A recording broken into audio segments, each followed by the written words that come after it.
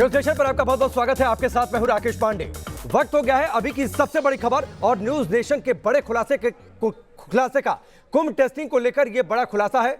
कुंभ testing में जिस तरीके से घोटाला हुआ, एसआईटी जांच उसकी चल रही है और उसमें बड़ी बातें निकलकर सामने आ रही हैं, परतें खुलनी शुरू हो गई हैं। एसआईटी जांच में टेंडर की अनियमितता को लेकर बड़ी बातें सामने आई हैं कि किस तरीके से अनियमितता बरती गई, नियमों की अनदेखी की गई, मैक्स कॉर्पोरेट सर्विस को ठेका देने में नियमों का कैसे उल्लंघन किया गया।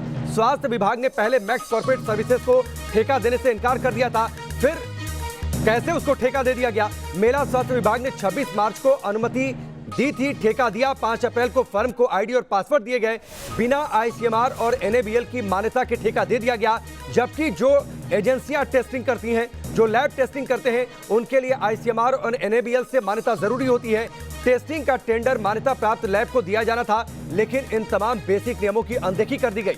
मैक्स सर्विसेज ने लैब्स के साथ सिर्फ एमओयू किया था और सिर्फ एमओयू के आधार पर ही उसे ठेका दे दिया गया कि वो कुंभ में, जहां पर पूरे देश से, दुनिया से करोड़ों लोग पहुंचते हैं, आस्था की डुबकी लगाते हैं, कैसे वहां पर नियमों की अनदेखी की गई और कैसे वो इवेंट एक सुपर स्प्रेडर इवेंट के तौर पर तब्दील हो गया।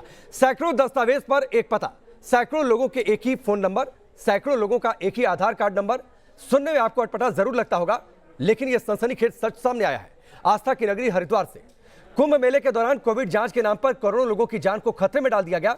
एसआईटी जांच में खुलासा हुआ कि कैसे अधिकारियों की नाक के नीचे इतने बड़े आयोजन में भयंकर लापरवाही और जानलेवा खेल चलता रहा। एक रिपोर्ट आप देखिए। कोरोना काल में क्या मुख्यमंत्री, क्या उनके सिपहसालार सब दावा करते रहे कि किसी भी तरह के चूक की कोई गुंजाइश नहीं है। हरिद्वार आने वाले लोगों के लिए कोरोना जांच जरूरी है और जांच के बाद ही गंगा तट पर लोगों को प्रवेश देने का दावा किया जाता रहा। इतना ही नहीं, सूबे के सरहद पर बाकायदा बाहर से आने वाले लोगों को भी कोरोना जांच से गुजरना पड़ता था। अब जरा सोचिए, जब प्रशासन इतना मुस्तैद हो तो क्या किसी तरह के चूक की कोई गुंजाइश रह जाती है भला? लेकिन जांच के नाम पर क्या कुछ होता रहा, इसकी भनक तक लोगों को नहीं लगी। जहां पूरे देश में कोरोना लोगों को अपना शिकार बना रहा था, वहां कोरोना जांच और निगेटिव रिपोर्ट के नाम पर कैसे भयानक और घिनौना खेल चलता रहा, किसी को इसका अंदाजा नहीं था। धड़ल्ले से लोगों के निगेटिव रिपोर्ट तैयार किए जाते रहे और हजारों लाखों की भीड़ में हर किसी को शामिल होने की इजाजत मिलती रही। बहुत मुमकिन है कि उनमें से कुछ ऐसे भी लोग हों जो कोरोना से संक्रमित हो, लेकिन जब फर्ज दौलत के हाथों बिक चुकी हो तो किसी को सही गलत की कहां परवाह थी। रिश्वत की स्याही से नेगेटिव रिपोर्ट की शक्ल में सैकड़ों हजारों लोगों के लिए मौत का दस्तावेज तैयार होता रहा। सरकारी दस्तावेज कहते हैं कि कुंभ के दौरान हरिद्वार पहुंचने वाले लोगों के कोरोना जांच की जिम्मेदारी दिल्ली के मैक्स कॉर्पोरेट सर्विस, हिसार के नलवा लैब और डॉक्टर लाल चंदानी को दिया गया था। जाहिर है, सरकारी आदेश के पहले सारी औपचारिकताएं पूरी की गई होंगी, लेकिन एक खास औपचारिकता भी थी जिसके बाद सरकारी अफसरों के दस्तखत मैक्स कॉर्पोरेट सर्विस के साथ अनुबंध पर हो गए। प्रशासन से इजाजत मिली और घोटालेबाज ठेकेदारों ने अपना खेल शुरू कर दिया। इसमें प्रारंभिक तौर पर 3 कंपनियां जो हैं उनके खिलाफ एफआईआर भी हुई है, लेकिन जांच का दायरा केवल कंपनियों तक नहीं है। पूरा विषय ये है कि वो घपला अगर हुआ है तो उसमें कौन कौन लोग लिप्त थे। अगर सरकारी स्तर पर कोई अधिकारी लिप्त थे तो वे भी उसी के दायरे में आने वाले हैं। कुल मिलाकर के जांच का मूल उद्देश्य जो कल्प्रिट्स हैं उनको चिन्हित करना और उनको सजा दिलाना है। ये हम नहीं कह रहे, बल्कि एसआईटी रिपोर्ट में यह बात सामने आई है कि निगेटिव रिपोर्ट तैयार करने के नाम पर न सिर्फ कोताही बरती गई, बल्कि सैकड़ों हजारों नहीं, लाखों लोगों के निगेटिव रिपोर्ट तैयार कर उन्हें लोगों की भीड़ में जाने की इजाजत दी गई। जाहिर है, टारगेट के नाम पर मेडिकल टेररिज्म का खेल खेला गया। एसआईटी ने 40 पन्ने की रिपोर्ट तैयार की है जिसमें उनके गुनाहों का कच्चा चिट्ठा है और उन अफसरों के नाम हैं जिनके इशारे पर मौत की मनमानी का दस्तावेज तैयार होता रहा। एसआईटी ने शुरुआती जांच के बाद इन मैक्स कॉर्पोरेट सर्विस, डॉक्टर लाल चंदानी और हिसार के नलवा लैब को नोटिस भेजा है, जिन्हें अब अपना जवाब देना है। इन्वेस्टिगेशन में हम बहुत सारे लोगों के लिए नोटिस जारी कर रहे हैं। सारे डिटेल्स जो है हम बाइट में डिस्क्लोज नहीं कर पाएंगे, लेकिन इन्वेस्टिगेशन जो है अच्छी गति पे चल रहा है और संबंधित को हमने नोटिस इशू कर रहे हैं ताकि जो है जल्दी से जल्दी जो है इसका जो सच है उसका सामने निकल के आ सके। जाहिर है पूछताछ में उनके सरपरस्तों के नाम भी सामने आएंगे, कुछ तबादले होंगे और होंगी कुछ बर्खास्तगी। गुनाह सामने आने पर गिरफ्तारियां भी मुमकिन है, यानी कह सकते हैं कानूनी चाबुक चल चुका है, अब तो सिर्फ असर होना बाकी है। हरिद्वार महाकुंभ कोरोना जांच घोटाले के मामले में एसआईटी 1 लाख से ज़्यादा आईसीएमआर से पूरी रिपोर्ट्स ले चुकी है। कोरोना जांच के 1 लाख रिपोर्ट्स को एसओजी खंगाल रही है। 1 लाख मोबाइल नंबर्स की लोकेशन खंगाली जाएगी। ये देखा जाएगा कि ये लोग हरिद्वार आए भी थे या फिर दूसरे राज्यों में रहकर ही हवाई इनके टेस्ट हो गए। अब ग्राउंड लेवल तक एसआईटी जांच कर रही है। एसआईटी के सूत्रों का कहना है कि मामले में जो भी दोषी होगा उसे बख्शा नहीं जाएगा। वीडियो जर्नलिस्ट सोनी कुमार के साथ सुरेंद्र डसीला, न्यूज़ नेशन, देहरादून। कुंभ दुनिया का सबसे बड़ा धार्मिक आयोजन। मान्यता यह है कि इस दौरान देवता धरती पर वास करते हैं जिस शहर में कुंभ का आयोजन होता है। लेकिन इसके बावजूद देवभूमि के दानव इसीलिए हमने कहा क्योंकि इस जगह पर जहां पर लाखों करोड़ की भीड़ एक जगह इकट्ठा होती है और वैसे समय में जब पूरे देश में दूसरी लहर की वजह से हाहाकार मचा था, लोग परेशान थे, लोगों की जानें जा रही थी, रोज लाखों की तादाद में लोग संक्रमित हो रहे थे, वैसी स्थिति में सिर्फ फील गुड का एहसास कराने के लिए और यह दिखाने के लिए कि कुंभ में ऑल इज वेल है, कुंभ में कोरोना नहीं फैल रहा, यह दिखाने के लिए टेस्टिंग के नाम पर इतना बड़ा खुलासा। इसीलिए हमने इस कार्यक्रम और इस खुलासे का नाम रखा देवभूमि के दानव। पहले हम आपका परिचय आज के मेहमानों से करवाते हैं। डॉक्टर पीके अग्रवाल हमारे साथ जुड़े हैं जो कि पूर्व आईएएस अधिकारी हैं। डॉक्टर राहुल भार्गव हमारे साथ जुड़े हैं जो कि डायरेक्टर हैं फोर्टिस अस्पताल के। इनसे हम बातचीत करेंगे, लेकिन उससे पहले हमारे खुलासे की जो बड़ी बातें हैं वो सिलसिलेवार तरीके से आपको बताते हैं और इन बातों को देखकर समझकर आप जान जाएंगे कि दरअसल ये घोटाला कितना बड़ा है, कितने बड़े पैमाने पर नियमों की अनदेखी की गई। एसआईटी जांच में जो जांच को लेकर टेंडर जारी करना था, कोरोना जांच को लेकर उस टेंडर में भीषण अनियमितता पाई गई, नियमों की अनदेखी की गई, मैक्स कॉर्पोरेट सर्विस को ठेका देने में लापरवाही बरती गई। यह भीषण मामला है। पहले इसी मैक्स कॉर्पोरेट सर्विस को हरिद्वार स्वास्थ्य विभाग ने ठेका देने से इनकार कर दिया था। इसके बाद मेला स्वास्थ्य विभाग ने 26 मार्च को इसी फर्म को अनुमति दे दी। आप सोचिए ये कितना बड़ा गड़बड़झाला है। जिसको पहले मना किया जाता है उसी फर्म को ठेका दिया जाता है। 5 अप्रैल को हरिद्वार स्वास्थ्य विभाग फर्म को आईडी और पासवर्ड दे देता है, यानी उसे इजाजत मिल जाती है।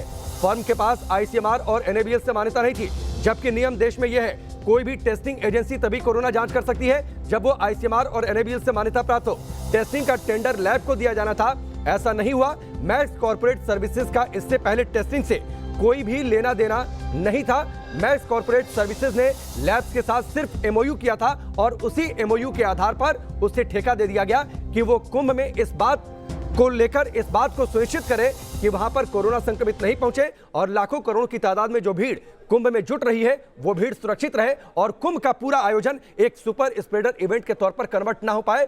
लेकिन क्या अधिकारी बड़े और क्या छोटे अधिकारी सभी इस घोटाले में शामिल लगते हैं? जो बातें सामने आ रही हैं, कोरोना जांच के नाम पर जिस तरह लोगों की जिंदगी को दांव पर लगाने वाले दस्तावेज पर दस्तखत हुए, उसके जांच में दर्जनों सवाल खड़े हो रहे हैं। सबसे बड़ा सवाल तो यह कि कुंभ जैसे महापर्व में जिस फर्म को टेस्टिंग का टेंडर दिया गया उसका टेस्टिंग का कोई पिछला रिकॉर्ड नहीं था और इस पर फिलहाल कोई भी जवाब देने को तैयार नहीं है। आपको बताते हैं कि आखिर कैसे हुआ टेंडर का यह खेल।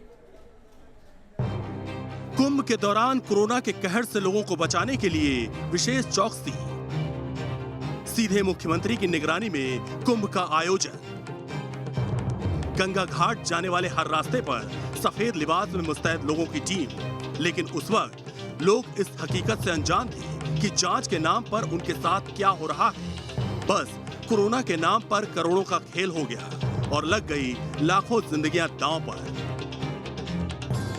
जांच का काम लैब के बजाय आउटसोर्सिंग एजेंसी को दे दिया गया, जबकि नियम के मुताबिक जांच का काम आउटसोर्सिंग एजेंसी को नहीं दिया जा सकता।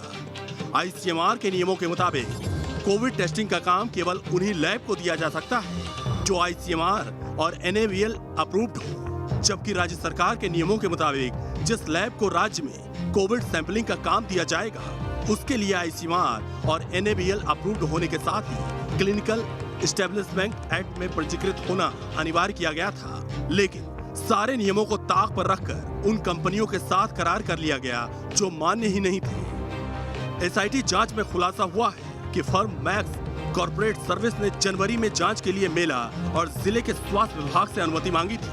हरिद्वार स्वास्थ्य विभाग ने फर्म को ठेका देने से इनकार कर दिया था, लेकिन मेला स्वास्थ्य विभाग की ओर से 26 मार्च को फर्म को अनुमति दी गई। आखिर एक महीने में ऐसी कौन सी औपचारिकता थी जिसे कंपनी ने करार के लिए पूरा कर लिया और उसे टेंडर दे दिया गया? ये शायद बताने की जरूरत नहीं है। रिश्वत की स्याही से सफेद सरकारी कागज पर दस्तखत हुए और 5 अप्रैल को हरिद्वार स्वास्थ्य विभाग ने जांच के लिए फर्म को आईडी और पासवर्ड बनाकर दे दिया। सवाल है कि जब हरिद्वार स्वास्थ्य विभाग ने फर्म को रिजेक्ट कर दिया तो मेला स्वास्थ्य विभाग के अधिकारियों ने किसके दबाव में फर्म को ठेका दिया? जाहिर है फर्म ने मान मनोबल वाली तमाम सरकारी शर्तें मान ली होंगी, लेकिन जो बातें सामने आई हैं उसके मुताबिक कुछ शर्तें ऐसी भी थी जिससे सरकार के साख बची रहे और कोरोना जांच के नाम पर लोगों की आंखों में आसानी से धूल झोंका जाता रहे। जी हाँ, वो शर्त कुछ और नहीं बल्कि पॉजिटिविटी रेट में हेराफेरी की थी। जब कोरोना का पॉजिटिविटी रेट दिल्ली में 25% से ज्यादा था, बिहार में 27% से ज्यादा, उत्तर प्रदेश में 18%, हरियाणा में 16.7%, उस वक्त उत्तराखंड के हरिद्वार में पॉजिटिविटी रेट 0.2% बताया गया। वो भी तब जबकि कुंभ में इन्हीं राज्यों से आए लोगों का मेला लगा था। तमाम स्वास्थ्य एजेंसी 2 गज दूरी की दुहाई दे रही थी, लेकिन उत्तराखंड के मुख्यमंत्री का विज्ञान तो हर किसी से जुदा था। जाहिर है कुंभ के आयोजन को सफल बनाने के लिए सीएम साहब को लोगों की जिंदगी दांव पर लगाने से भी कोई गुरेज नहीं था। Team news nation. तो आपने ये रिपोर्ट देखी। इससे पहले कि हम मेहमानों का रुख करें, इस पूरी रिपोर्ट, इस पूरे खुलासे के बाद कुछ गंभीर सवाल खड़े होते हैं। उन सवालों को सबसे पहले हम आपके सामने रखते हैं। पहला सवाल तो यही, कोरोना टेस्टिंग के टेंडर में भारी गड़बड़ियों को मेलाधिकारी ने नजरअंदाज क्यों किया और क्यों न सीधे तौर पर उन्हीं को जिम्मेदार मान लिया जाए इस गड़बड़झाले के आरोप में?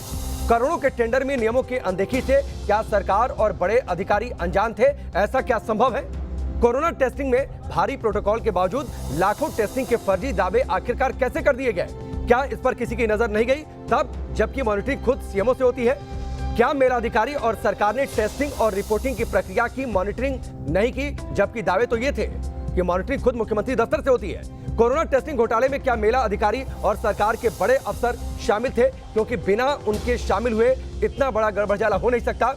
सवाल यह भी उठता है कि अभी तक मेला अधिकारी और सरकार के बड़े अफसरों के खिलाफ जांच क्यों नहीं हो रही है? सीएमओ की निगरानी में हो रहे कुंभ में घोटाले की जिम्मेदारी से आखिरकार सरकार कैसे बच सकती है? ये बड़ा और गंभीर सवाल, और इन सवालों का जवाब देना होगा क्योंकि जो आरोप हैं वो बेहद गंभीर आरोप हैं और इसने कुंभ में जो तमाम दावे किए गए थे उन तमाम दावों पर भी सवाल खड़े कर दिए हैं। तो ये बड़ी खबर और बड़ा खुलासा कुंभ में टेस्टिंग के नाम पर जिस तरीके से फर्जीवाड़ा सामने आ गया। सीधे अपने मेहमानों का रुख करते हैं। डॉक्टर पीके अग्रवाल हमारे साथ जुड़े हैं और डॉक्टर राहुल भार्गव। सबसे पहले डॉक्टर पीके अग्रवाल, मैं आपके पास आता हूं। कुंभ इस दुनिया का सबसे बड़ा धार्मिक आयोजन है। जिस शहर जिस राज्य में होता है बाकायदा उस राज्य के मुख्यमंत्री निगरानी करते हैं, अपने सबसे बेहतर अधिकारी को डिप्यूट करते हैं ताकि ये कुंभ आयोजन जितना ये पवित्र मौका है उतनी पवित्रता से इसका आयोजन हो सके, नियमों का पालन हो सके। लेकिन क्या सीधे तौर पर मेला अधिकारी और मुख्यमंत्री दफ्तर की जिम्मेदारी नहीं बनती है?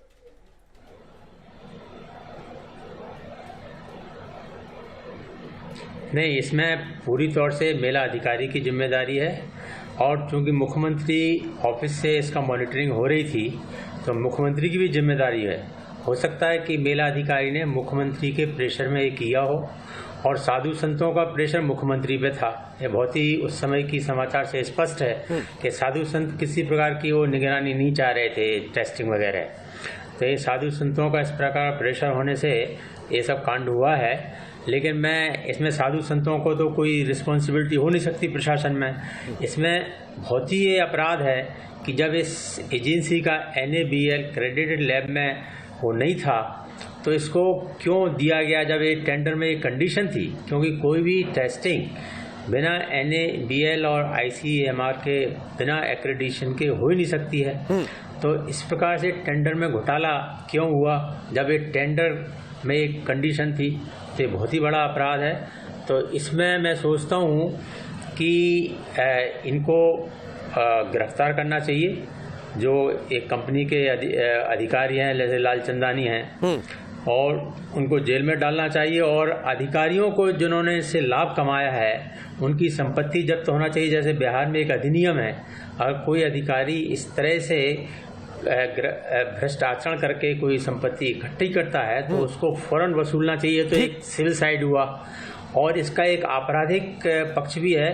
468 में और 471 में फोर्जरी का मामला बनता है आईपीसी में। और अभी इलाहाबाद हाई कोर्ट ने कहा है कि आप अधिकारियों के विरुद्ध भी सरकार की कोई प्रोसिक्यूशन की आवश्यकता नहीं है, उन पर सीधे आपराधिक मामला जांच हो सकता है। 15-20 दिन पहले इलाहाबाद हाई कोर्ट ने होल्ड किया है। मेरा तो पहले से ओपिनियन था, लेकिन वो कंफर्म हो गया।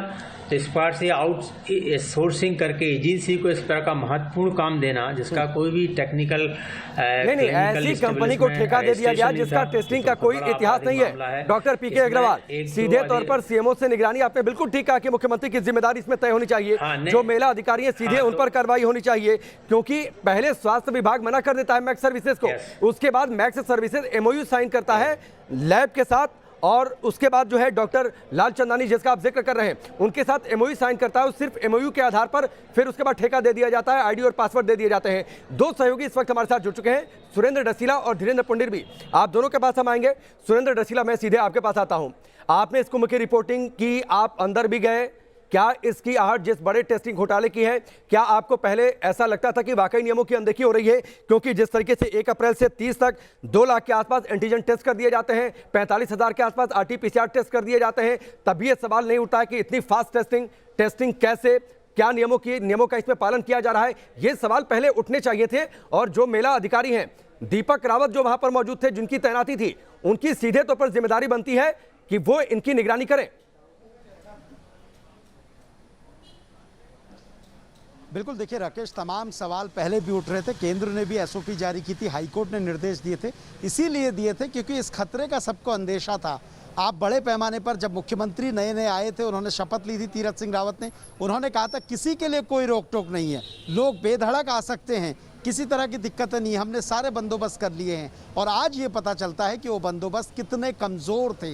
एक ऐसी कंपनी जो इस पूरे मामले में कहीं भी मान्यता नहीं रखती थी, उस कंपनी को आपने ठेका दे दिया। उस कंपनी ने स्वास्थ्य के अधिकारियों को कहा कि ये दोनों लैब मेरी पार्टनर कंपनीज हैं। पार्टनर कंपनीज दिखाकर उसने ये पूरा ठेका ले लिया। अधिकारी भी सोते रहे और मेला अधिकारी भी सिर्फ सोशल मीडिया में नजर आए। जमीन पर अगर होते तो शायद आज ये हकीकत नहीं होती। नहीं, जमीन पर तो सुरेंद्र डसीला कुछ और चल रहा था, कुछ और गड़बड़ झाला था, और शायद उसी कुछ और की वजह से एक ऐसी कंपनी को ठेका दे दिया गया जिसका कोई इतिहास नहीं। कुंभ टेस्टिंग को लेकर बड़ा घोटाला, एसआईटी इस पूरे मामले की जांच कर रही है और जो रिपोर्ट सामने आई है उस रिपोर्ट में बड़े पैमाने पर अनियमितता पाई गई है। मैक्स कॉर्पोरेट सर्विसेज को ठेका दिया गया, देने में नियमों का उल्लंघन किया गया। स्वास्थ्य विभाग ने जिसको ठेका देने से मना कर दिया, सिर्फ एक एमओयू करने के बाद उसे ठेका दे दिया गया। डॉक्टर राहुल भार्गव, आप एक अस्पताल चलाते हैं, तमाम टेस्ट आपके अस्पताल में भी होते हैं, लेकिन कोरोना जांच को लेकर जो नियम है कि बिना एनएबीएल मान्यता प्राप्त, बिना आईसीएमआर से अप्रूव्ड कोई लैब इसकी टेस्टिंग कर नहीं सकती। मैक्स कॉर्पोरेट सर्विस जिसका कोई इतिहास नहीं टेस्टिंग में, उसको सिर्फ एक एमओयू के आधार पर टेस्टिंग करने की इजाजत दे दी जाती है, ठेका दे दिया जाता है। बिल्कुल, यही एक सबसे बड़ा घोटाला नहीं है, क्योंकि जिस प्रकार से नियमों की अनदेखी की गई वो उसने बहुत सारे लोगों की जान को खतरे में ले आया। इसमें 302 का मुकदमा चलना चाहिए, हमारा ये कहना है। आप देखिए, 1 मार्च को 1800 लोग ग्रसित थे उत्तराखंड में, और चलते चलते अप्रैल के एंड में 33,000 लोग इससे ग्रसित हो गए। मतलब 1800% का इंक्रीज हुआ था। दूसरी चीज, 625 करोड़ सरकार ने ग्रांट दी थी कुंभ मेला के प्रशासन को। देखिए, ये एक फाइनेंशियल एंगल भी बहुत बड़ा है इसके पीछे। जो टेस्टिंग हो रही थी, अगर इतने लाखों लोगों की टेस्टिंग होती है और अगर 500 रुपए में भी टेस्टिंग होती है सरकार से, या जो भी रेट में डिसाइड हुई होगी, कितने करोड़ों रुपए का गबन हुआ होगा। दूसरा पहलू ये है। तीसरा पहलू ये है डेटा प्राइवेसी का। जिस प्रकार से ये पूरा खुलासा हुआ एलआईसी एजेंट के माध्यम से, इसका मतलब कहीं ना कहीं जो डेटा सेंट्रल डेटाबेस में है वो भी कहीं ना कहीं ब्रीच हुआ है। इसके बारे में भी जांच करना सबसे ज्यादा आवश्यक है। तो सिर्फ ये फाइनेंशियल बगलिंग नहीं, लेकिन डॉक्टर राहुल भार्गव जो जिम्मेदार मेला के अधिकारी हैं, दीपक रावत, जिनकी निगरानी में सब कुछ हो रहा था, जो वहां पर स्वास्थ्य अधिकारी हैं, पूरे देश में कोरोना की वजह से कितना हाहाकार मचा था आपने देखा। आपने कई शो किया, कोरोना पर बातचीत की। दिल्ली में 26 से ज्यादा पॉजिटिविटी रेट, अलग अलग जगहों पर, हरिद्वार में 12-13 से ऊपर पॉजिटिविटी रेट पूरे उत्तराखंड में। लेकिन वहां पर अगर मेला क्षेत्र में अगर पॉजिटिविटी रेट 0.2% आती है, जो वहां पर एजेंसियां टेस्ट कर रही हैं उनकी रिपोर्ट के जरिए, तो क्या वहां पर सवाल नहीं उठने चाहिए थे इस पर? बिल्कुल, ये सिर्फ ग्राउंड लेवल की नहीं, ये जो सबसे सर्वोच्च एजेंसी है, जो चीफ मिनिस्टर का ऑफिस था, और उसके बाद आईसीएमआर और जो भारत देश में सेंट्रल मॉनिटरिंग अथॉरिटीज थी, उनके भी संज्ञान में आना चाहिए कि ये where does the buck stops, कि पूरी दुनिया में जब पूरे देश में 22%, 20% की पॉजिटिविटी रेट है, वहां पे सिर्फ 0.4% का पॉजिटिविटी रेट, और वो भी एंटीजन के माध्यम से, जबकि हम जानते हैं कि 13 लाख लोगों ने जब शाही स्नान लिया, वहां पे 1700-1800 साधु संत ऑलरेडी पॉजिटिव थे। निश्चित तौर पर कितनी बड़ी प्रॉब्लम है ये, कि जहां पे हमको सिर्फ यही नहीं सोचना चाहिए कि सिर्फ ये प्रॉब्लम सिर्फ जांच की थी, इसका दायरा बहुत बड़ा होना चाहिए। एसआईटी को सारे financial angle, data bungling, data privacy, और तीसरा सबसे बड़ा इशू, सबसे सर्वोच्च अथॉरिटी कौन थी जिसने अपनी निगरानी में इतना निश्चित तौर पर धीरेन्द्र पुंडीर हमारे वरिष्ठ सहयोगी जुड़े हैं। डॉक्टर राहुल, मैं आपके पास आता हूं। धीरेन्द्र, ये तो जाहिर सी बात है निगरानी की नहीं गई है जो एसआईटी की रिपोर्ट सामने आ रही है, क्योंकि अगर निगरानी की जाती तो यह सवाल उठता कि सिर्फ 0.2% पॉजिटिविटी रेट कैसे, जबकि जिक्र कर रहे हैं डॉक्टर राहुल ने भी जिक्र किया कि कितने संत पॉजिटिव हो गए, सिर्फ वहां पर 0.2% पॉजिटिविटी रेट। सीधे तौर पर यह मामला मिलीभगत का है। देखिए, इसको राकेश इस तरह देखना होगा कि किस तरह से इतने हज़ारों लोगों की जब वहाँ गैदरिंग थी, लाखों लोगों की गैदरिंग थी, तो उससे महामारी अधिनियम भी उस समय तमाम चीज़ें थी। उस समय जो गौर किए जाने वाली बात सिर्फ ये थी कि कैसे ये जो ऑर्डर हाई कोर्ट का है उसको कैसे कंप्लाई कराना है, कैसे उसको अप्लाई करेंगे हम, वहाँ हमारे पास क्या इतने संसाधन होंगे, जिस लैब को हम दे रहे हैं उसकी कैपेसिटी कितनी होगी, ये तमाम चीज़ें आपको हैरानी होगी कि वो सब देखे नहीं गई। लेकिन वो चीज़ें अगर मैं इसको अभी छोड़ देता हूँ, जो जांच के बाद आप ये सोचिए कि 3 जांच इस वक्त चल रही हैं, यानी कोई है जो बचाने की कोशिश कर रहा है इस पूरे सिस्टम में, इस देश की जो सबसे बड़ी महामारी, जो अब तक के हमने शायद जो पिछले ज्ञात इतिहास में इस तरह के सीन जो देखे हैं, जिससे पूरा देश एक तरह रो रहा था और डर के साए में था, उस वक्त इतनी बड़ी आपदा के बाद आप सोचिए जांच हो रही है, उसको 3 लेवल पे कर रहे हैं।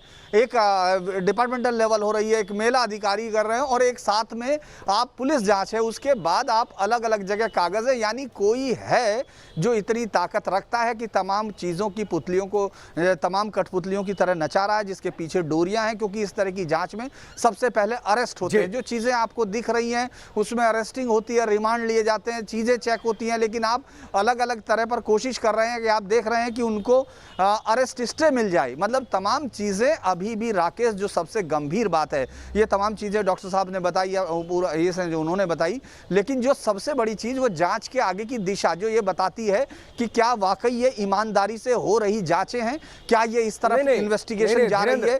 तब जब ईमानदारी तो कहीं रही नहीं ना धीरेन्द्र, ईमानदारी तो कहीं रही नहीं, क्योंकि अगर ईमानदारी होती तो मैक्स कॉर्पोरेट सर्विस को ठेका नहीं दिया जाता, जिसे स्वास्थ्य विभाग ने पहले मना कर दिया, फिर उसने बैक चैनल से उसने घुसने की कोशिश की, फिर वो एमओयू साइन करता है नलवा लैब और डॉक्टर लाल चंदानी के साथ, फिर उसको ठेका दे दिया जाता है, आईडी पासवर्ड दे दिया जाता है। ईमानदारी रही होती तो शायद वहां पर ठेका ही नहीं दिया जाता मैक्स कॉर्पोरेट सर्विसेज को। मैं आप सबके पास लौट कर आता हूं।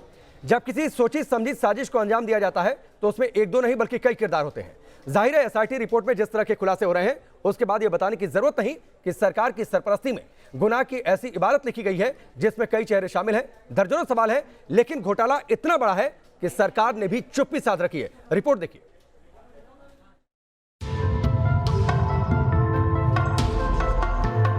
हरिद्वार में मौत का टेंडर जारी हुआ और उस पर सरकारी मुहर लगी।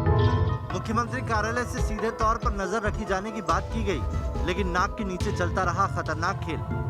लेकिन हर गुनाह फर्जीवाड़े की फाइल में दर्ज होते रहे, वो भी सरकारी मुलाजिमों के दस्तखत के बाद। कहते हैं कागजी कार्रवाई होती कागजी है, लेकिन गजब का दम रखती है, क्योंकि जो सरकारी फाइल कुंभ के दौरान सरकारी दस्तावेज बने। अब उन्हीं दस्तावेजों से कुछ ऐसे सवाल सामने आए हैं जिन सवालों की रोशनी में सरकार की गर्दन फंसती नजर आ रही है।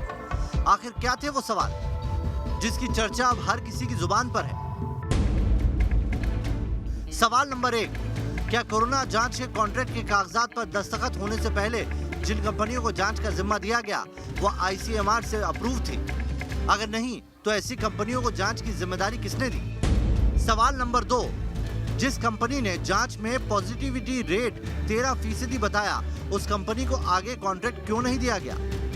सवाल नंबर 3, जब हर रोज की रिपोर्ट की जांच का दावा किया जा रहा था, हर रोज कोरोना मरीजों की तादाद बढ़ रही थी, दूसरे राज्यों में पॉजिटिविटी रेट 25 से 30% तक पहुंच चुका था, लेकिन लाखों की मौजूदगी के बाद भी हरिद्वार में पॉजिटिविटी दर 0.3 और 0.2% आती रही, उस पर किसी की नजर क्यों नहीं गई? सवाल नंबर 4, एक ही आधार कार्ड नंबर पर सैकड़ों पते दर्ज हो गए, आखिर कैसे एक मोबाइल नंबर पर सैकड़ों लोगों की रिपोर्ट दर्ज हो गई? सवाल नंबर 5, मामला सामने आने के बाद सरकार ने अब तक कोई सख्त कदम क्यों नहीं उठाया? क्यों नहीं पूछे गए सवाल डीएम दीपक रावत से? क्यों मेला अधिकारी से लेकर सीएमओ तक को जांच के दायरे में नहीं लाया गया? सवाल नंबर 6, जांच रिपोर्ट में लाखों टेस्ट के फर्जीवाड़े की बात सामने आने पर भी सरकार ने कोई ठोस कदम क्यों नहीं उठाया? क्यों नहीं किए गए कोई तबादले? क्यों नहीं हुई कोई बर्खास्तगी? सवाल नंबर 7, सरकार ने इतने बड़े मामले की जांच के लिए केंद्रीय एजेंसी से जांच की सिफारिश क्यों नहीं की? सवाल नंबर 8, क्या अपने ही सिपह सालार से जांच करवाकर सरकार अपने चहेते अफसरों के खिलाफ कोई कार्रवाई करेगी? सवाल नंबर 9, जिन कंपनियों को कोरोना जांच के लाइसेंस जारी किए गए थे उन कागजों पर दस्तखत करने वाले सरकारी अधिकारियों के नामों का खुलासा क्यों नहीं किया गया? सवाल नंबर 10, मेला के मुखिया डीएम रावत से या फिर दूसरे सरकारी अधिकारियों से अब तक पूछताछ क्यों नहीं की जा रही है? सवाल नंबर 11, और सबसे अहम सवाल ये कि मुख्यमंत्री कार्यालय की नजर इस गोरख धंधे पर क्यों नहीं गई, जबकि हर रोज कुंभ और कोरोना को लेकर मुख्यमंत्री कार्यालय से आदेश जारी हो रहे थे। सवालों के घेरे में दर्जनों किरदार हैं, लेकिन अफसोस सरकार ने अब तक किसी के खिलाफ कोई कार्रवाई नहीं की है, और करे भी तो कैसे? जिम्मेदारी तो खुद सरकार की भी है, जिम्मेदारी तो खुद मुख्यमंत्री तीरथ सिंह रावत की भी है। ऐसे में जिस तरह का सरकारी रवैया है उससे तो नहीं लगता कि मौत के सरकारी लाइसेंस पर दस्तखत करने वालों के खिलाफ सरकार किसी तरह की कार्रवाई के मूड में है। Team news nation. चलिए, ये रिपोर्ट आपने देखी और सारे मेहमान हमारे साथ बने हुए हैं। डॉक्टर पीके अग्रवाल, मैं आपके पास आता हूं। ये रिपोर्ट आपने भी देखी होगी। पहला सवाल, क्या डीएम और सीएमओ से नहीं होना चाहिए था? यस, नहीं, अवश्य होना चाहिए। और मैं तो सोचता हूँ कि किसी सिटीजन को जाके एफआईआर फाइल कर देना चाहिए, क्योंकि जब जो डिपार्टमेंट जिसने एसआईटी फॉर्म की है, सर्वप्रथम उसकी ड्यूटी होती है कि ना किसी इंस्ट्रक्शन का वेट किए हुए अगर एसआईटी की रिपोर्ट आई है और उसमें साक्ष्य हैं तो कम से कम एफआईआर तो फाइल हो जाए। इसके बाद दूसरी रिस्पॉन्सिबिलिटी आती है कि वो डिपार्टमेंटल प्रोसीडिंग, एक आपराधिक एक डिपार्टमेंटल प्रोसीडिंग, उसकी कार्रवाई जो विभागीय कार्रवाई है वो होती रहेगी।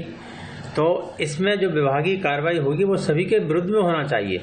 ऐसा नहीं जो ऑफिसर निगरानी कर रहे थे, जिक्र आपसे थोड़ी देर पहले धीरेन्द्र कर रहे थे, अगर डीएम से अभी तक पूछताछ नहीं होती है, अगर सीएमओ से पूछताछ नहीं होती है, जिन लोगों ने तमाम नियमों की अनदेखी कर ठेका दे दिया जांच का, अगर वहीं पर ईमानदारी बरत दी गई होती तो शायद ये स्थिति नहीं आती, शायद इतने लोग पॉजिटिव नहीं होते, इतना बड़ा गड़बड़झाला नहीं होता, ये आयोजन उतना ही पवित्र बना रहता। लेकिन सब कुछ ठीक है ये दिखाने के लिए इतना बड़ा गड़बड़झाला किया गया। आपको लगता नहीं है कि चूंकि सवाल नहीं किए गए, अभी भी बचाने की कोशिश हो रही है, ईमानदारी कहीं भी नहीं है, शुरू से लेकर अभी तक जो जांच हो रही है उसमें भी?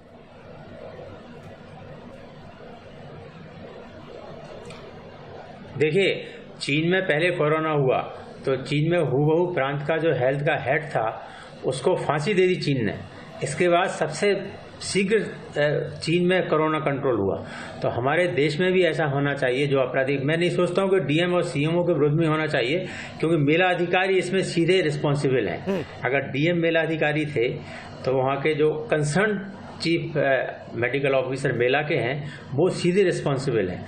इसके बाद जो विभाग इसको देख रहा था सरकार की तरफ से, जैसे मुख्यमंत्री का विभाग है और भी एक मेला का विभाग होता है, रेवेन्यू डिपार्टमेंट देखता है, तो उनके जो प्रिंसिपल सेक्रेटरी हैं उनके विरुद्ध में एक्शन होना चाहिए। और मैं सोचता हूं कि जब तक सीधे अधिकारियों के विरोध में एक्शन नहीं होगा उत्तराखंड में या उत्तर प्रदेश में, तब तक ये जो घोटाले हैं और भ्रष्टाचार का खेल चलता रहेगा। कभी ऊंचे अधिकारियों के विरोध में एक्शन होना चाहिए, और जो निगरानी कर रहे थे वो भी लापरवाही क्यों कर रहे थे जब उन अधिकारियों को पकड़े, क्योंकि हेल्थ डिपार्टमेंट जब ये टेस्टिंग हो रही थी तो उन्हें भी तो देखना चाहिए। ऐसा तो नहीं है पूरी पलटन थी हेल्थ विभाग की, वो नहीं देख रहे थे। क्या एक्चुअली क्या है कि पॉजिटिविटी रेट कम करने का उनका एक डिस्क्रिप्शन होता है, तो उन्होंने रैंडम सैंपलिंग किया, क्योंकि प्रत्येक आदमी को तो सैंपलिंग किया नहीं जाता। तो इसमें किंतु एक फांक है, तो ये इसीलिए इन कंपनियों को दिया जाता है। लेकिन सबसे पहले तो एक गलती हुई कि पहले टेक्निकल क्वालिफिकेशन होती है टेंडर की। तो मैं सोचता हूँ इस जो कंपनी है सर्विसेज कॉर्पोरेट, मैक्स कॉर्पोरेट ये सर्विसेज, तो टेक्निकल में क्वालिफिकेशन नहीं किया, कैसे इसको टेंडर इसका कंसिडरेशन में नहीं आ सकती है। जब जो टेंडर के नियम है इसको बाद में इसको कंसिडर ही नहीं किया जा सकता, लेकिन उसको टेंडर दे दिया गया। तो इसमें भी बहुत बड़ी घपलेबाजी और अनियमितता है, इसकी भी जांच होना चाहिए और किसके प्रेशर में दिया गया इसकी भी जब ठीक है। डॉक्टर राहुल भार्गव, मैं आपके पास आता हूं। बार बार ये कहा जाता है कि टेस्टिंग, ट्रेसिंग और ट्रीटमेंट यही तरीका है कोरोना को हराने का, लेकिन जब कुंभ के दौरान जब टेस्टिंग हो रही थी 1 अप्रैल से 30 तक का मैं खासतौर पर जिक्र करूंगा, 2 लाख के आसपास एंटीजन टेस्ट होते हैं, 45,000 के आसपास RT-PCR होते हैं। इतने बड़े पैमाने पर टेस्टिंग क्या टेक्निकली एक एजेंसी इतनी जल्दी कर सकती है? फिर इस पर सवाल क्यों नहीं, इसकी मॉनिटरिंग क्या ठीक तरीके से की गई होगी आपको लगता है?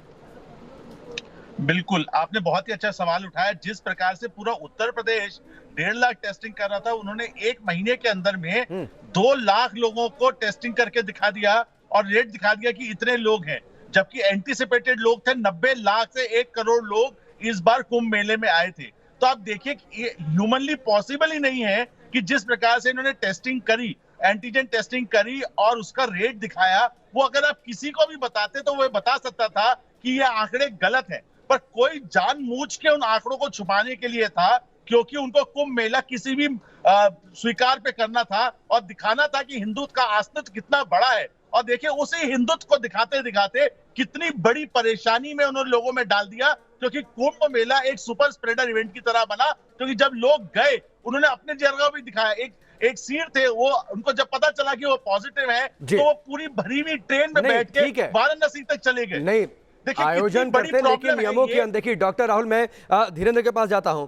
धीरेन्द्र, एक और गंभीर सवाल है, क्योंकि जो आंकड़े सामने आए, जो बातें सामने आ रही हैं, कुंभ मेला खत्म हो गया, उसके बाद भी वहां पर टेस्टिंग चलती रही, एक नंबर पर, एक आधार नंबर पर सैकड़ों पते दर्ज हो गए।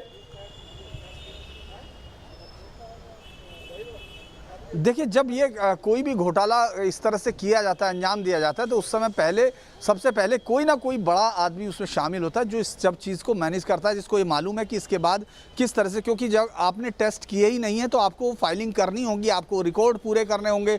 और चूंकि जब शुरुआत ही आपने गलत कर दी कि आपने उस समय ऐसी कंपनी, ऐसी लैब को दिया जिसके पास कोई लैब ही नहीं है, जिसके पास कोई लैब का रिकॉर्ड नहीं है, टेस्टिंग का रिकॉर्ड नहीं है, अगर आप उसको देते हैं तो आप ये मान चुके थे कि जो भी चीज़ें आएंगी वो सब नकली होंगी, फेक होंगी, फर्जी होंगी। तो उस सब के बाद इस तरह के डाटा पूरे किए जाने थे, क्योंकि आपको बिलिंग पूरा करना, यानी आपकी प्रोसेस जिसके लिए घोटाला शुरू हुआ था आपको वो पूरा करना है। वो कैसे कि आपको रिकॉर्ड बनाने होंगे, आपको फेक क्रिएट करने होंगे सारे नाम, और इसीलिए ये भी हम लोग संयोगवश कहें कि उसके पास एक SMS नहीं जाता। धीरेन्द्र, तो हमने इस खास कार्यक्रम का नाम रखा देवभूमि के दानव, क्योंकि वहां पर उन्होंने इस आयोजन की पवित्रता को भंग किया।